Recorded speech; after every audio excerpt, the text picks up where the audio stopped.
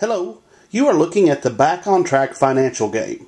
This game was specifically designed for social workers and caseworkers who deal with low income and generational poverty students. This teaches generational poverty students and low income earners how to work with their finances. It is not designed from a middle class perspective as all other financial teaching products are. This product is designed specifically for the client from generational poverty or low income. As you can see, the game is designed to be small and compact so you can play it right there at your desk with your client. Now inside the game, there are multiple pieces. There's realistic looking money, 3 sets of die, pawns, idea cards, and even an envelope system, and we'll talk about all these pieces in just a second. In addition, the game comes with check cashing cards. Many generational poverty and low-income clients end up going to check cashing places. We also have multiple game boards and an instructor-client discussion points booklet. You will also notice inside the box there are game instructions, and then there are instructor notes to help you get more satisfaction from counseling with your client. Now let's play the game. You start out with, if you look at the game board has red squares, green squares, and a blue square. All the game boards are different.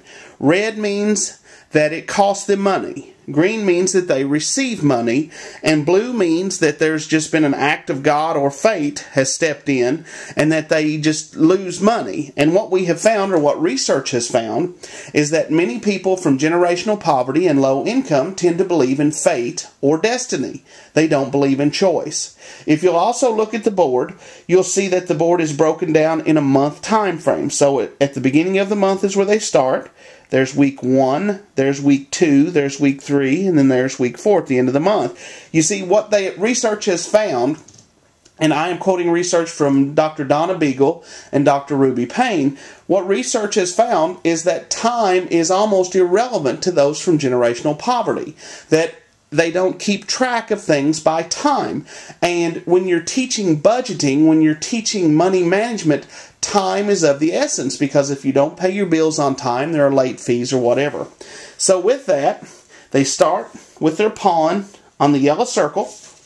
You give them 2 envelopes. They get an EBT envelope, and inside the EBT envelope is $150. All they can do for the EBT is spend that money on food.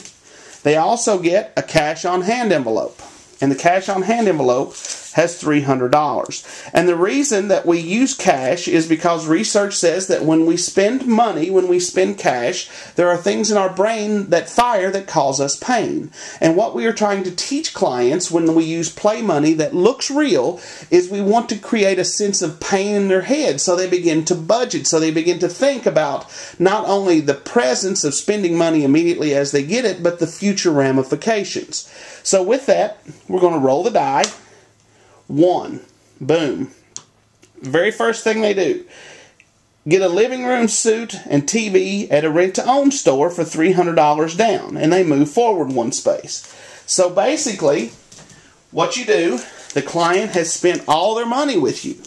And that happens, right? That happens all the time. They make that. People from generational poverty sometimes make impulse buys. People from middle incomes, people from upper incomes make impulse buys too. But the effect on someone from generational poverty or low income, especially with an impulse buy, can be dramatic. So you've got all their $300 right there. But it also says that they move forward 1 space. And when they move forward 1 space, green means they receive money. They go to a check cashing service. So with that, you as the banker, you give them $200. And they can put that back in their cash on hand envelope. And as you're sitting there, you can discuss with your client. Have you ever bought something at a rent-to-own store? Have you ever gone to a check cashing service? What happened? How did it go? How did it work? All those scenarios are broken down in your instructor-client discussion points book. And see, right there, there's the one, have you ever purchased at a rent-to-own store? And then, have you ever gone to a check cashing place? This keeps you from having to think of scenarios because we've created them for you.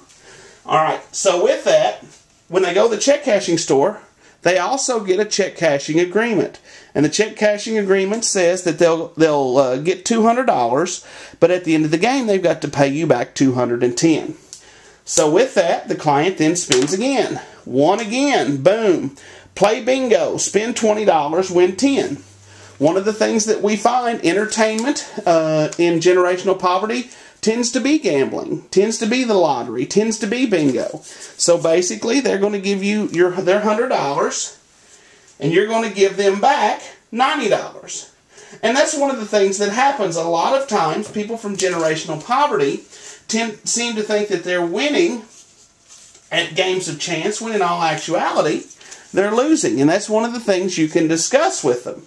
So now, if you're keeping track, they've still got their EBT of $150. They've bought a living room suite on credit at a check cashing store or at a rent-to-own store. They got money to live on through the check cashing place, and so they're ready to spin again. So with that, they spin again, 3. So they go 1, 2, 3. Now, before you talk about what's on the red arrow where they're going to have to give money, notice they passed week 1. And week 1, if you'll follow the arrow up here, it says go to the grocery store if you haven't already and spend $70. So basically, you're going to require them to spend $70 in their EBT. So there's 70 right there. So they give you the $70. They've gone to the grocery store. So with that, they have $80 left on their EBT. Now, let's look at the red arrow. Car repairs lose all money except money on EBT card. And then they're going to move back 4 spaces. So you as the banker, you're going to collect all the rest of their money. The hand of fate has stepped in. Now, this is a good opportunity to talk about cars and why it's important to have an emergency fund, because cars break down. Many times in generational poverty or low income, there's one person that drives for several people in the community. And being without a car can keep people from going to the doctor, going to daycare, going to school, whatever. So this is important. So they come back to the check cashing service, where again, you give them, just like in real life, you give them $200, but they also get another check cashing agreement.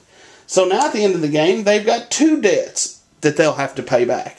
Roll the dice. 3. 1, 2, 3. They're at the Green Square Brother repays loan of $20. So they receive $20. Now, if you'll look in the instructor-client discussion book, you'll see we talk about this, and it's a good time to talk about lending money to friends and family. What does it do to the relationship if they don't pay back? Those type of issues.